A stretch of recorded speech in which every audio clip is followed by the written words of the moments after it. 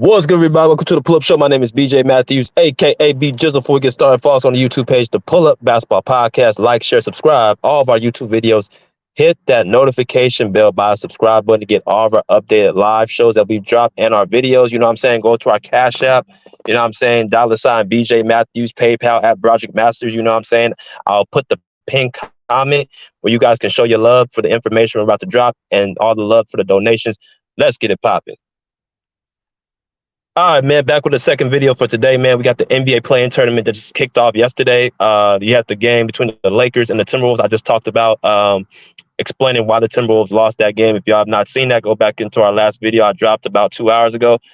But I want to talk about this other game between the Miami Heat and the Atlanta Hawks, where the Hawks were able to prevail over the Miami Heat last night.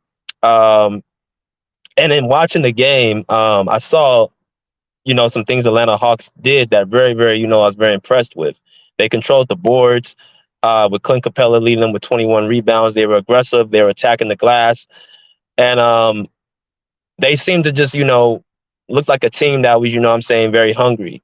And that's surprising against a team like the Miami Heat, who, for all intents and purposes, basically they're a team that, usually does, the out hustling. So for them to get out hustled the way they did last night really shows that, Atlanta Hawks, were trying to win that game. So all credit to them. But I want to talk about another topic that was just reported yesterday by NBA insider Shams. He talked about, NBA All-Star Trae Young possibly being shipped out of Atlanta. Now, when I read into this report, and, got my own analysis, I seen basically that the Atlanta Hawks are monitoring what Trae Young is doing, how his day-to-day commitments and what he's doing from here on out, how he's going to be, throughout the rest of this playoffs because they're advancing against the Boston Celtics, and possibly what he's going to do for the offseason if he's all bought in. So that's what the Hawks are doing.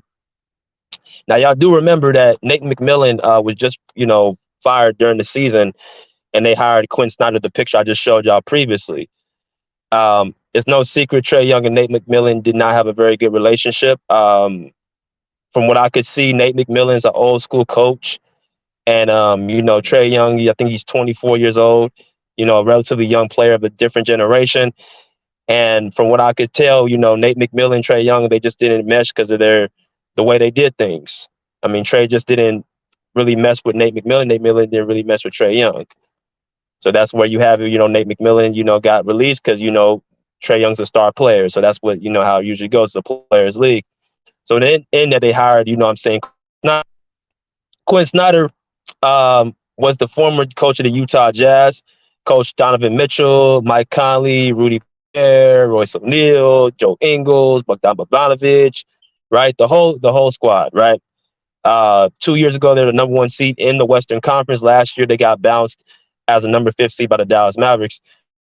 And now he gets an automatic job with the Atlanta Hawks. Now, this is a very important thing to note because this is why I think Trae Young, if he's going to stay or not.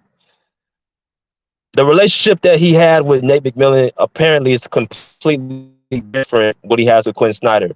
Reportedly that, Trae Young and Quinn Snyder pretty much have a pretty good relationship. Now, it could be because he just got there and it's kind of the honeymoon phase. But it also could be what I think it is that Quinn Snyder's, personality and his coaching methods, just they mesh with Trae Young. Trae comes off as a guy who's not very much into the coaches that try to, be disciplinarian. They're not trying to.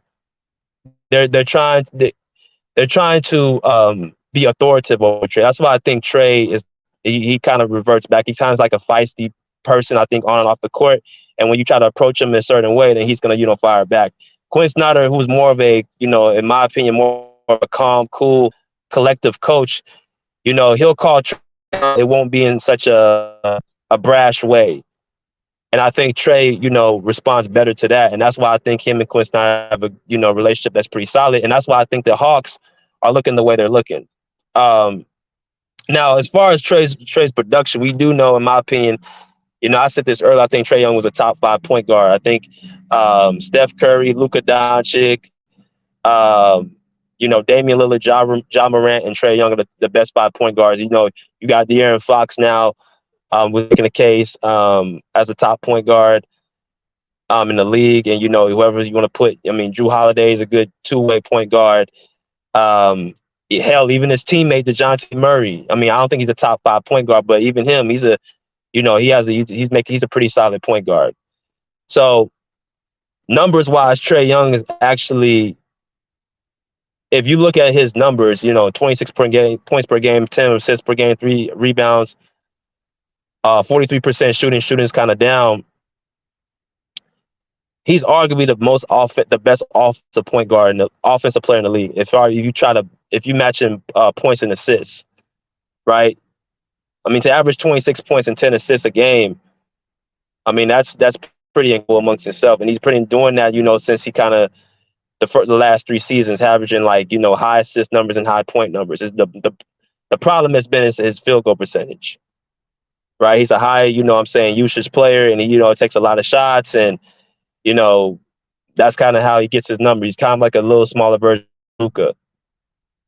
Not a great defender. He's kind of undersized. So all in all, Trae Young, as far as should the Hawks trade him, I'm going to say no, because what I notice about Trae is that if you surround him with players who play defense, who are long and athletic, allows him to do what he wants to do on the court, which is score and assist the ball, throw oops to Clint Capella and John Collins.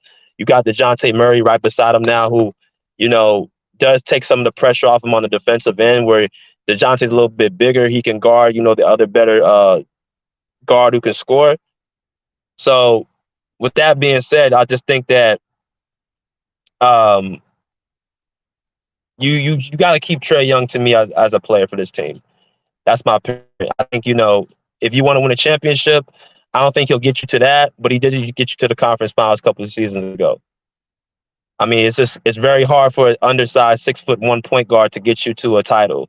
I mean, we live in an age it's more wing dominant and forward dominant. So, those are the guys who are going to get the titles, like the Giannis's, the KD's, the Kawhi's, the, Tatum's possibly.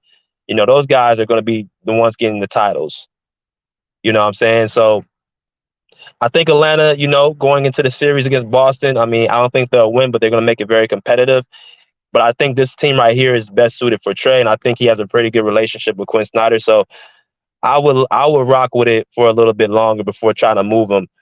And if I'm not mistaken, he had a 5-year deal with Atlanta. He just signed I don't know, it was a couple seasons ago, but I know he signed a 5-year deal. So yeah, I'll let that, continue on going on to next season and see what happens.